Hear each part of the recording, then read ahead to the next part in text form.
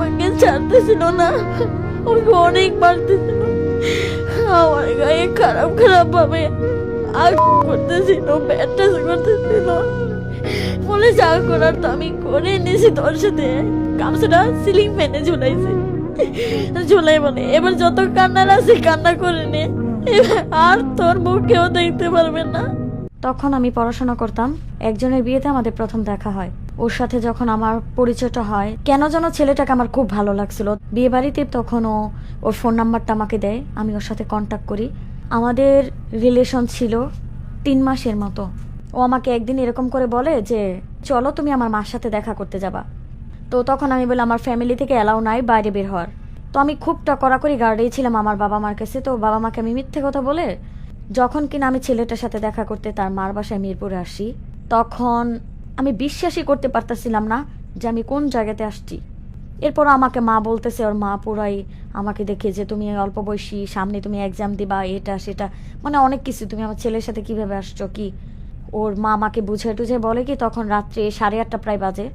ওর মা আমাকে বলে যে মা তুমি এক কাজ করো, রাত তো অনেক হয়ে গেছে, তুমি তখন বাড়িতে যেতে পারবে না, তুমি আমার একটা রিলেটিভের বাসায় যাও। আর আমি আমার বাসায় যদি তোমাকে রাখি তাহলে আমি তোমাকে রাখতে পারবো না। আপনি কি মানে বাসা থেকে একবারই বের হয়ে গেছেন? না না না, শুধু তার সাথে দেখা করার জন্য বের হয়েছিলাম। এরপর যখন আমি বলতেছি, আমিও বুঝে উঠতে পারতেছিলাম না যে আমি কোথায় যাব। আর এত রাত্রে গেলে আমার এলাকার মানুষ খারাপ বলবে। আমি কল দিয়েছিলাম, আমার বাবা মাকে কল দিয়েছিলাম। তখন আমার বাবা মা বলতেছে তুই এত রাত্রে কার অনুমতি নিয়ে বের হয়েছিস? আমি মা আমার বান্ধবীর বাসায় এসেছি। বাবা মাকে আর বলতে পারি না যে আমি কার সাথে আসছি। তো আমার বাবা বলে কার বাসায় এরকম এরকম। পরে আমি আবার আমার বান্ধবীর ফোন নাম্বারটা আমি বলছি যে তুই একটু কল করে বল যে আমি একটু কাজে বাইরে আসি, তুই একটু বল তোদের বাসায় আমি আসছি। তো আমার মা বাবা ওকে চিনতো, ওর সাথে কথা বলছে, কয় ঠিক আছে কালকে সকালে তুমি অঙ্গবাড়িতে দিয়ে যাও, মানে আমাদের বাড়িতে দিয়ে যেও। তো সেই সূত্রে আমার বাবা মা বেশি কিছুটা সন্দেহ করে নাই। আমি বয়ফ্রেন্ডের মার সাথে কথাবার্তা বললাম। এরপরে রাত হয়ে যাওয়ার কারণে আমার বয়ফ্রেন্ড ও আত্মীয়র বাসায় রাখার জন্য আমাকে নিয়ে গেল। তখন আমি ওকে বারবার জিজ্ঞেস করতেছিলাম আমি যার সাথে আসছি, তুমি যে আমাকে এখানে নিয়ে যাচ্ছ, কোথায় নিয়ে যাচ্ছ? ও আমাকে বলে এটা আমার মামা হয়। আর আমার সামনে আমার মামাকে কল দিয়ে এভাবে বলতেছিল যে মামা আমি একজনকে নিয়ে আসতেছি, এরকম এরকম একটা বিপদে আসি, আজকে রাত তোমার বাসায় থাকবে, কালকে আমি ওকে নিয়ে চলে যাব। এরপর যখন নিয়ে গেল তখন আমি ওনার সাথে ওই বাসায় মানে ওঠার জন্য আনইজি ফিল হচ্ছিল আমার, যে আমি চিনি না জানি না একজন লোকের সাথে আমি কি করে যাই। এরপর উনি বলতেছিল যে মা তুমি আমার মেয়ের মতো, ভয় পেও না, আমি তোমাকে সকালে ওর সাথে নিয়ে তোমাদের বাড়িতে দিয়ে আসবো। এরপর আমি ওনার সাথে দ্বিধা না করে আমি বলতেছি, মানে আমার বয়ফ্রেন্ডকে বলতেছি তুমি কি যাবা না? তখন ওই লোকটা, মানে যার বাসাতে আমরা গিয়েছি, ওই লোকটা বলতেছে যে তোমাদের এখনো বিয়ে হয় নাই, তোমাদের এখনো কোনো সম্পর্কে যাও নাই, আমি চাই না বিয়ে হওয়ার আগে তোমরা আমার বাসায় যাও। ওকে চলে যেতে বললো সাবধানে থেকে তুমি বাবা বলে ডাইকো, কারণ তোমার বাবার বয়সী উনি। আচ্ছা ঠিক আছে। সেই লোকের সাথে, মানে যে আমার বয়ফ্রেন্ড যার সাথে পরিচয় করাই দিয়েছিল তার রিলেটিভ। এরপর আমি ওনার সাথে বাসায় যাই। ওনাকে বাসায় মহিলা ছিল না, মহিলা ছিল না। তো যখন আমি গিয়েছি ওর বাসাতে, আমি বারবার জিজ্ঞেস করতেছিলাম যে আঙ্কেল আন্টি কখন আসবে। উনি বারবারই আমাকে একটা উত্তর দিচ্ছিল আন্টি নিচে গেছে, পর আসবে। আমি ওয়াশরুমে ফ্রেশ হওয়ার জন্য গেছি। ওয়াশরুমে যখন আমি ফ্রেশ হওয়ার জন্য গেছি তখন আমার বোঝার কিছু রইল না, বাকি রইল না, মানে উনি আমার সাথে কি করতে চাচ্ছে আর কি হবে আমার সাথে। পরে ওয়াশরুমে গেছি, আমি কান্না করে, জোরে কান্না করে উঠছি, উনি পাশ থেকে আসছে। মানে ওখানে যে মহিলা মানুষ থাকে এরকম কোনো আমি দেখি নাই, কারণ মহিলাদের কোনো কিছু, যেমন মহিলাদের ব্যান্ড, ড্রেস, গার্ডার কিছু একটা থাকে, কোনো কিছুই ছিল না। আর ওখানে ছিল মানে মানে মেস ভাড়া দিলে যেরকম হয় ওই রকম ছেলেদের কাপড় টাপড় এরকম, মানে এরকম কিছু। তখন আমি বলতেছি আঙ্কেল আপনি কি আমার সাথে মিথ্যা কথা বলতেছেন? কই কি বলতেছি মা বলো। আমাকে আন্টি কি আসছে এখনো? তাহলে তুমি বুঝে গেছো। আমি বের হওয়ার চেষ্টা করি, উনি আমাকে বের হইতে দেন। আমি তারপরে ওনাকে বলি যে আঙ্কেল আমাকে বের হইতে দেন, আমি বের হয়ে যাই। আমি অনেক কান্নাকাটি করতেছি কারণ আমি বুঝতে পারতেছি কি হবে। আমি চিল্লাইছি, আমার কান্না পাশের অব্দি বাসা পর্যন্ত আসে নাই। ও আমাকে তখন বারবার একটা কথা বলছিল, তোর যত কান্না করার করে নে, এখানে কেউ আসবে না। ওই সময় উনি আমাকে, আমি জানি না বলতে পারি না, একটা কাচের বোতলের মতো, আমি দেখছি যতটা ঝাপসা চোখে, পিছনে একটা মাথায় মারে। তো বাড়ি মারার পরে আমি জানি না কি হয় আমার সাথে, মানে আমি হুঁশি ছিলাম না তখন আমার সাথে কি হচ্ছে। সকালে যখন আমার ঘুম ভাঙে তখন ও দেখি আমার পাশে, আর আমার চোখটা ঝাপসা ঝাপসা লাগতেছে, তখন দেখি আমার পাশে ও আমাকে গলায় টিপতেছে। একদিকে ও রাত্রে আমার মাথায় করছে, আর আমার সাথে কি করছে আমি কিছুই জানি না। আমি বলতেছিলাম আঙ্কেল আপনি আমার বাবার মতো, আমাকে প্লিজ ছেড়ে দেন।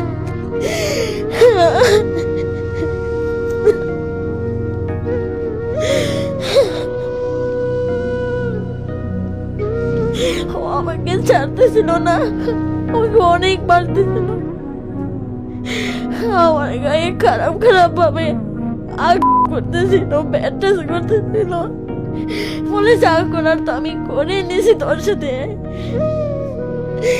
আমি ওকে এটাই বুঝাইতেছিলাম, আঙ্কেল বিপদে পড়ে আমি আপনার কাছে আসছি, আপনি আমার জায়গা দেওয়ার বদলে আপনি আমার সাথে এগুলো কি করতেছেন। এ পর্যায়ে গামছাটা সিলিং ফ্যানে ঝুলাইছে, ঝুলাই বলে এবার যত কান্নার আছে কান্না করে নে, আর তোর মুখ কেউ দেখতে পারবে না। আমি তখন বুঝতেছিলাম ভাইয়া যে আমার মনে হয় এটাই শেষ, আমার আর দুনিয়া দেখা হইব না।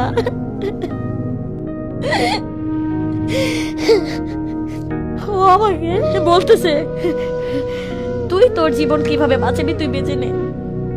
জানি না কিভাবে আমি বেঁচে আসছি, আল্লাহ তাআলাই ভালো জানে।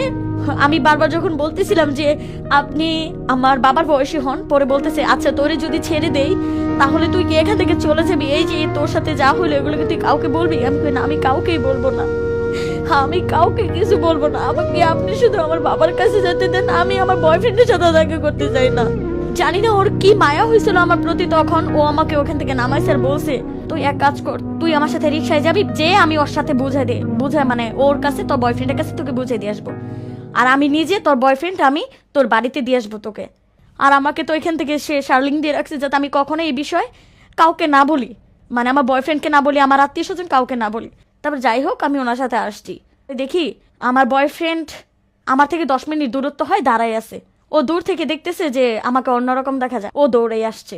ওই লোকটা তখনই বুঝতে পারছে ওর ভিতরে তো এখন ভয় কাজ করতেছে, ও বের হয়ে মানে রাস্তায় বের হয়ে গেছে। তখন আমি শুধু একটা কথাই আমার বয়ফ্রেন্ডকে বলছি, তোকে তো আমি বিশ্বাস করেই আসছিলাম, তুই কি আমার বিশ্বাসের মর্যাদাটা দিতে পারলি না, তুই আমার সাথে এরকম গেমটা কেন খেললি, আজকে আমি কোন সমাজে গিয়ে মুখ দেখাবো, কার কাছে গিয়ে মুখ দেখাবো আমি।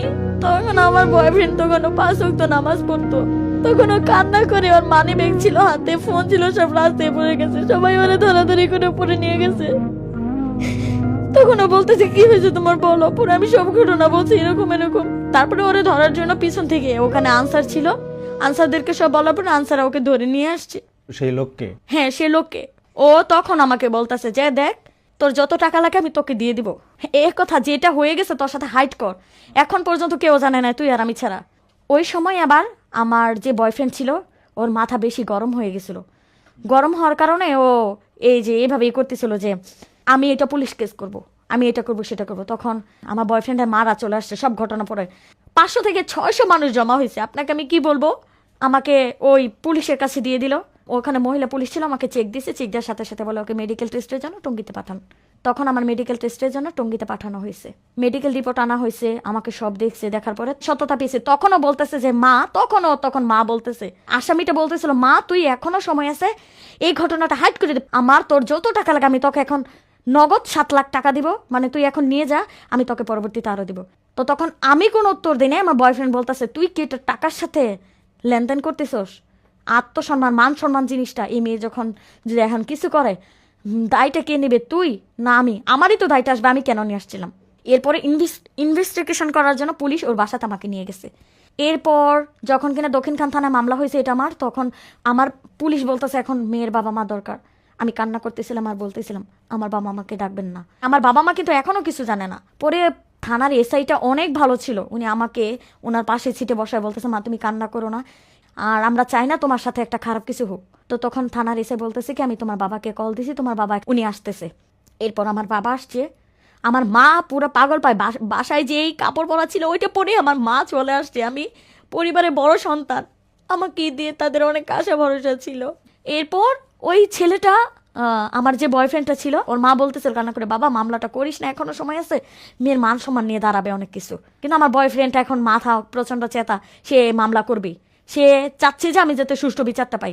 এরপরে ওকে হাজতে ভরা হয় আর আমার মামলা কন্টিনিউ চলতে থাকে। আমার বাবা মাকে নিয়ে এসে আমার বাবা আবার এখানে এসে স্ট্রোক করে আমার এই অবস্থা থেকে।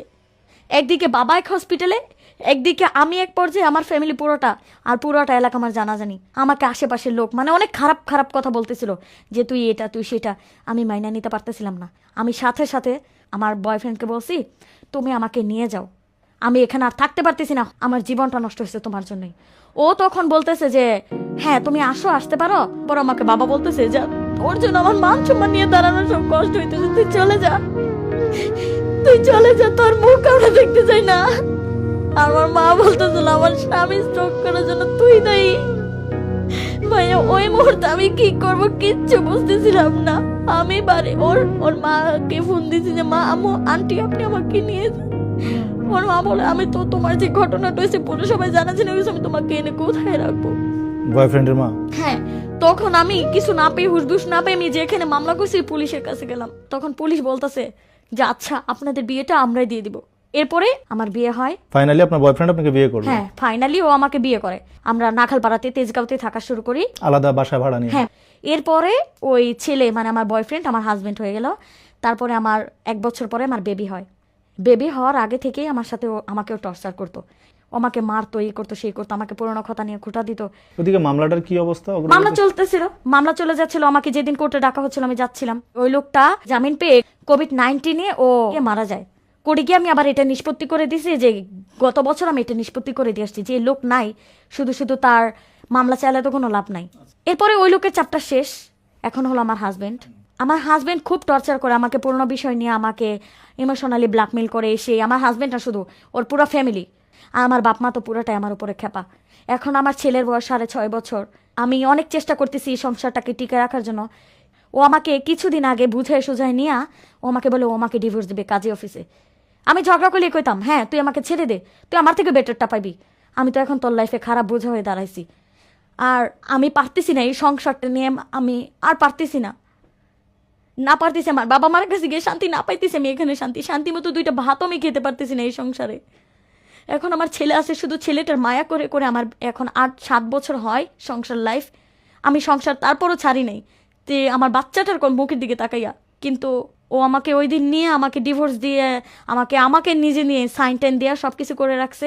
এই যে 4-5 দিন হয় মানে আমাকে দিয়ে 6টা কাগজে সাইনে ফিঙ্গার নিয়ে রাখছে, বলছে তালাকটা আমি ওকে দিছি, ও আমাকে দেয় নাই। ও যদি দিত এটা বলে অনেক টাকা পয়সা লাগতো। আর আমি যেটা দিছি তালাকটা, এই তালাক সাইন করলেন কেন? আমি জানতাম না কিছু। ও আমাকে বলছে কি যে কাজী আমাকে তখন বলতেছিল আপনি সাইনটা করে দেন কারণ আপনার হাজবেন্ড আপনাকে ডিভোর্স দিয়ে দিছে। তখনও একবারের জন্য আমাকে বলে নাই যে আপনি তাকে তালাক দিচ্ছেন। কিন্তু যখন আমার সাইন করা শেষ তখন হুজুর বলে যে আপনাকে কিছু কথা বলে আপনি মনোযোগ দিয়ে শোনেন। এটা হলো বিষয়টা এরকম যে আপনার হাজবেন্ডের খরচা বেশি লাগবে, সেই সূত্র আমাদের সাথে আগে কথা বলে গেছে। আর আপনাকে 3 মাসের সময়ও দিছে, যদি আপনি ভালো হয়ে সংসার করতে পারেন করেন, না হলে আমাদের কার্যক্রম চলতে থাকবে, আপনি শুধু এসে সার্টিফিকেট নিয়ে যাবেন। ডিভোর্স হয়ে যাবে? হ্যাঁ ডিভোর্স হয়ে যাবে। আপনি এখন স্বামীর সাথে আছেন না আলাদা আছেন? এখন বর্তমানে আমি আমার স্বামীর সাথে আছি। মানে স্বামীর আপত্তিটা কিসের, মানে সমস্যাটা কোথায়? স্বামীর আপত্তিটা আমি এখন তো বোঝা যাচ্ছে যে আপনার স্বামীও চাচ্ছে আপনার সাথে সংসার করতে। না 3 মাস আপনাকে সময় দিয়েছে। সে আমাকে সময় দিয়েছে, এটা সত্য কথা। কিন্তু আশেপাশে মানুষ বা যাকে বলে আত্মীয় স্বজন মানে আমার রিলেটিভ এমন ভাবে বোঝাবে যেমন আমি খারাপ। আমি এতটা চেষ্টা করার পরও খারাপ, ও ছেলেটা ভালো।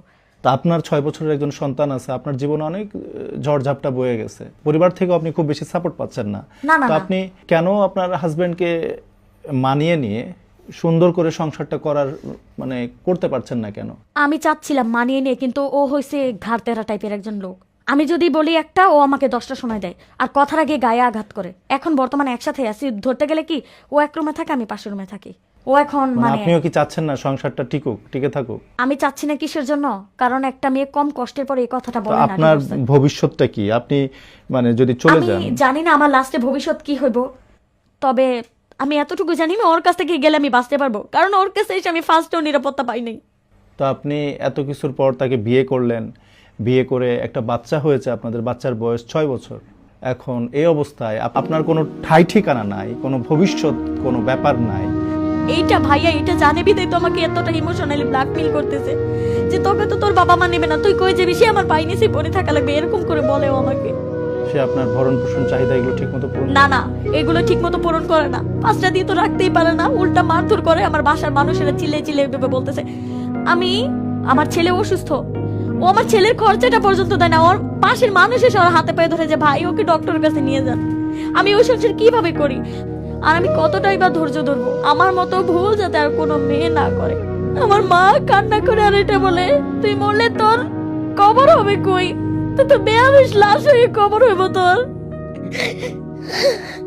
আমি কি সুখের জন্য আসছিলাম, ভালোর জন্য ওর কাছে আসছিলাম, আর আমি এখন ওকে ছাড়ার কথা বলতেছি। আমি আর পারতেছি না।